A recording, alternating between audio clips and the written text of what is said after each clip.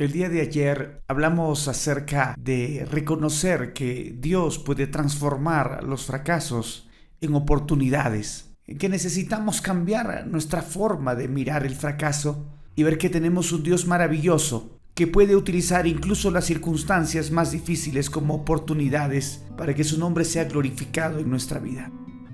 Hoy deseo compartir contigo esta reflexión que responde a una pregunta que mucha gente se hace. ¿Dónde está la bendición de Dios?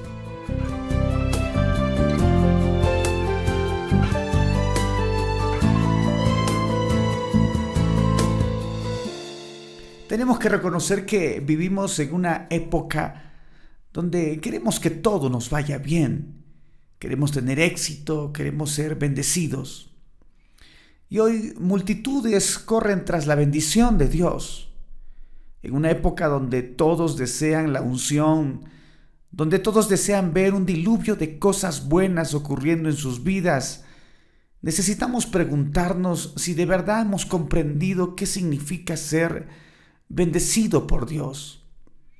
Necesitamos saber en qué consisten las bendiciones de Dios, pero sobre todo necesitamos saber cómo conseguir la tan deseada bendición de Dios.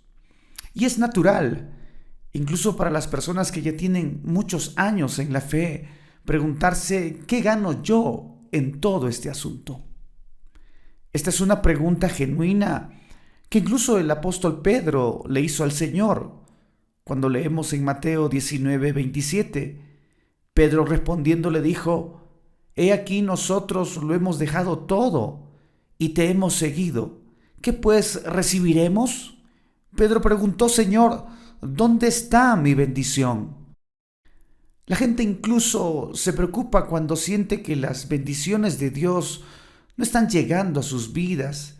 Es en esas circunstancias cuando algunos dudan de la fe, otros retroceden y abandonan la iglesia y otros comienzan a cuestionarse si realmente Dios es real o si quizá todo ha sido una farsa.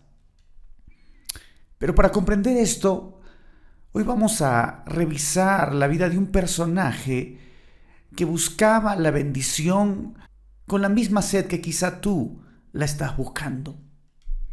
Este personaje, y seguro muchos de ustedes ya lo conocen, es Jacob. Dice la palabra que desde su nacimiento Jacob estuvo a la sombra de su hermano Esaú.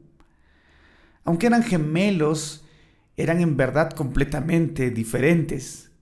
Esaú era rubio y velludo, era un gran cazador, mientras que Jacob era lampiño y un muchacho dedicado a los quehaceres domésticos. Y miraba Jacob a su hermano Esaú y codiciaba lo que él tenía. Miraba su propia desventurada condición personal y en lugar de dar gracias a Dios por lo que había recibido, se consumía en la codicia y la envidia. Y eso corroía todo su interior y le quitaba la paz y la felicidad. Dios había puesto en Jacob diversos talentos y habilidades que lo podían llevar al éxito. Sin embargo, él estaba tan concentrado en mirar a su hermano que no había notado las cosas que Dios le había dado. Estaba tan envuelto en su codicia, en su envidia y rencor, porque era el segundo que no veía lo que Dios le había otorgado. Jacob tenía virtudes como la paciencia, la perseverancia y era muy ingenioso. Era un hombre decidido y arriesgado, pero en lugar de usar o reconocer las cosas que Dios le había dado y gloriarse por eso, se consumió en la envidia. Olvidaba Jacob que desde su nacimiento Dios ya había decretado que él sería el primero y que su hermano Esaú le serviría.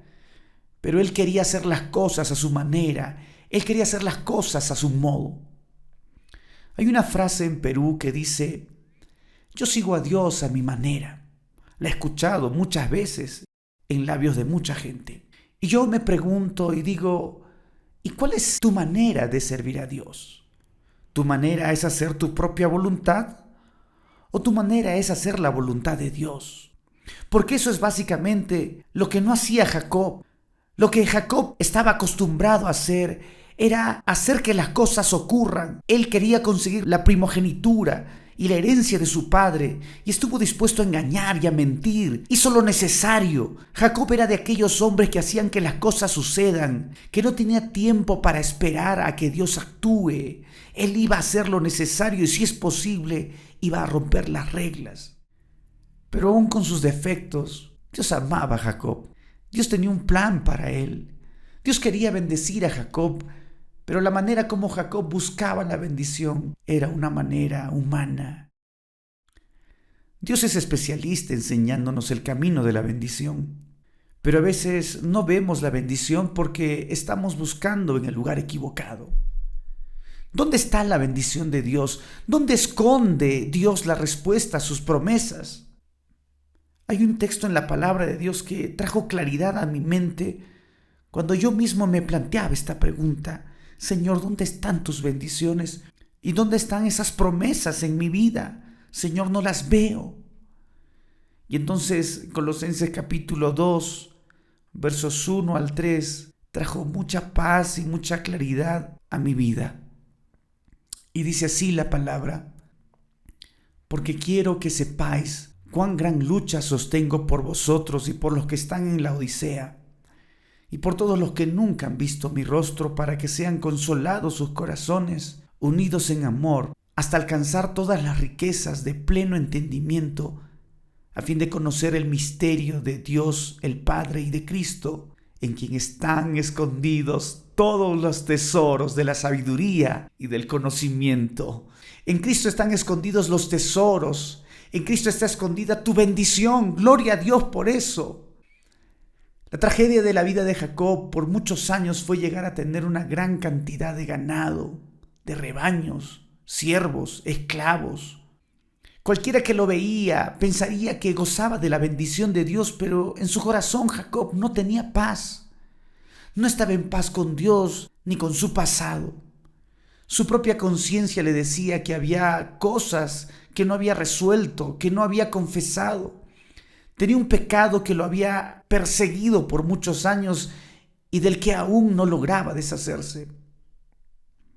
Mi querido hermano, amigo, va a llegar el momento en que vas a tener que enfrentarte con tu pasado, y para vencer necesitas a Cristo, porque Él es tu fuerza, Él es tu roca, Él es tu escudo.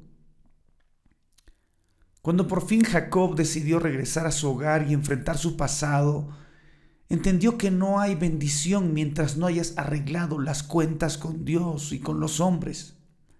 Entendió que la bendición de Dios no está en los bancos, en una gran promesa de trabajo, en los avances de la medicina moderna, sino que la bendición está en el Señor. Y esto es algo fundamental para nuestra experiencia cristiana y para vivir victoriosos, para vivir de victoria en victoria. Jacob se enteró que su hermano venía por él con 400 hombres. Qué terrible debe ser eso, saber que alguien te busca para eliminarte. En la angustia intentó congraciarse con su hermano, enviando delante de sí regalos, ovejas y presentes. Este era Jacob en acción. Él iba a resolver las cosas a su manera, con sus propias manos. Él no le iba a dar espacio para que Dios actuara, no tenía tiempo. Él iba a hacer que las cosas ocurran. Y así, incluso temeroso de su propio plan, preparó todos sus bienes en 2 grupos, pensando que si su hermano lo atacaba, entonces el otro grupo tendría oportunidad de escapar. ¿Cuántas veces has actuado como Jacob? ¿Cuántas veces hemos repetido esa historia en nuestras propias vidas? Buscando soluciones humanas, estrategias humanas, queriendo hacer que las cosas ocurran, no por la mano de Dios, sino por las nuestras. Dice la palabra que aquella noche, cerca de encontrarse con su hermano, escuchó a un extraño andar cerca de su tienda. Preocupado y asustado se levantó y sin dudar salió para luchar contra él. Tendría que ser un enemigo. Y Jacob peleó con todas sus fuerzas, peleó por su vida, peleó por su familia, peleó por lo que había conseguido, peleó. Pero su oponente no era su enemigo. Su oponente era el ángel del Señor. Algunos concluyen que en realidad era el mismo Dios. Pero qué maravilla que Dios haya venido personalmente a buscar a Jacob. Pero a la vez qué tragedia que Jacob no lo haya reconocido. Nuestro problema no es que Dios no nos quiera bendecir. Nuestro problema es que estamos peleando contra Dios, queriendo hacer nuestra voluntad, las cosas a nuestra manera, y no dejamos que Dios obre a nuestro favor. En la vida de un hombre autosuficiente no hay espacio para el poder de Dios. En la vida de un hombre que no se humilla ante Dios, que confía solamente en sus propios planes, Dios no tiene lugar. Aunque Dios sin duda está tan cerca, puede que lo confundas con tu enemigo, cuando en realidad Él ha venido a bendecirte. En su lucha, el ángel tuvo que tocar el muslo de Jacob, porque Jacob se aferraba a él con todas sus fuerzas y Jacob gritó de dolor. Y apreciado amigo, a veces necesitamos que el Señor toque nuestro muslo, que Él toque alguna parte de nuestra vida que nos cause dolor, para que abramos los ojos, para que comprendamos que no estamos solos, que Él nunca estuvo lejos, sino que nuestra incredulidad y nuestra autosuficiencia no nos dejaba verlo caminar entre nosotros. Estamos tan ciegos y tan distanciados por nuestros problemas, por nuestros planes humanos, que no podemos ver que el Señor ha venido a nuestra casa, a nuestro hogar, y en lugar de recibirlo con los brazos abiertos, lo tomamos como si fuera nuestro enemigo. ¿Sabes? He llegado a pensar que Jesús es enemigo de nuestros planes. Y en cierto sentido lo es, porque Jesús es enemigo de los planes humanos que no lo incluyen a Él. Planes que tienden a fracasar y romper el corazón para que recién entendamos que Él quiere bendecirnos. Si te preguntas, ¿dónde están las bendiciones de Dios? Déjame decirte que estas bendiciones que tanto anhelas están en la puerta de tu casa. Si te preguntas, ¿cómo consigo las bendiciones de Dios? Déjame decirte que necesitas abrirle la puerta de tu corazón al Señor. Deja de buscar la bendición. En lugar de eso, busca al Señor que bendice. ¿Quieres abrir la puerta de tu corazón? Entonces reconoce quién eres. Jacob había negado su propia realidad. Necesitaba reconocer que era un hombre pecador, engañador, ambicioso y deshonesto. Pero confesó su pecado y tuvo que reconocer sus faltas en medio de las lágrimas y del dolor. Y Dios, en su maravillosa gracia, le extendió su perdón y su corazón fue sanado. Y eso es lo que Dios quiere hacer contigo. Jesús declaró: mas buscad primeramente el reino de Dios y su justicia, y todas las demás cosas vendrán por añadidura. Amén. Sin embargo, esto es algo que muchos saben, pero quizá no han comprendido, porque saber es solo un acto meramente cognitivo, pero solo entienden la verdad aquellos que lo han experimentado, quienes lo han probado y han visto con sus ojos que es real.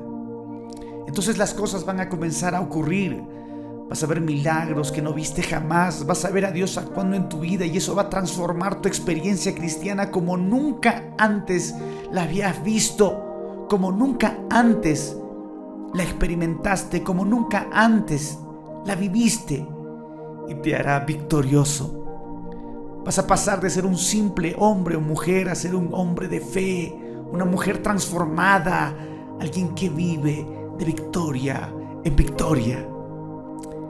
Quiero cerrar esta reflexión contándote una breve historia. Para aquellos que no están relacionados con las cosas de la iglesia, quisiera que sepan que el ministerio pastoral no siempre ha sido una labor fácil de realizar. En la década de los años 80 y 90 en el Perú, los pastores tuvieron que enfrentar un ministerio lleno de necesidades por causa de la guerrilla de la época, pero también por el sistema, cómo se administraban las publicaciones de la iglesia y que en muchos casos demandaban que el pastor tuviese menos ingresos. Un día, un pastor decidió visitar a un miembro de iglesia que tenía muchos recursos, mucho dinero, porque había dejado de asistir a la iglesia. Y en su conversación, el hermano le dijo al pastor: Dios va a comprender mi situación. Tengo cuentas que pagar, compromisos financieros grandes y necesito que mis negocios funcionen en sábado. El pastor, mirándolo, le dijo: necesitas confiar en las promesas de Dios. Dios te va a bendecir.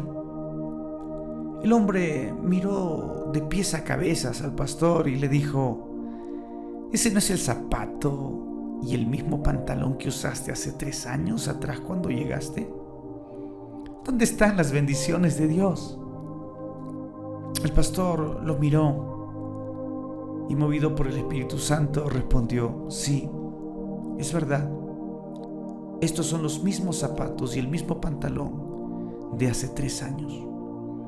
Pero mi familia no ha visitado durante este tiempo ningún hospital. Mi esposa goza de salud y soy feliz con ella. Nos amamos. Disfruto de la compañía de mis hijos y siento que Dios bendice mi ministerio.